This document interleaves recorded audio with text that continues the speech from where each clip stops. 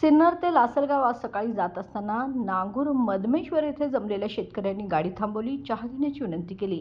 चहा पिताना शेतकरी म्हणू लागले, फडणवीस व अजितदादा यांनी शेतकऱ्यांना फसवलंय.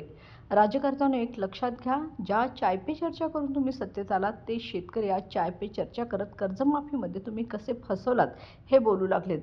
आसमानी व सुलतानी संकट, केंद्र व राज्य सरकारचे शेतकरी विरोधी धोरण, फळे फुले भाजीपाला यांचे बाजारात पडलेले दर यामुळे शेतकरी पिचला आहे, असं मत राजू शेट्टी यांनी व्यक्त केलंय.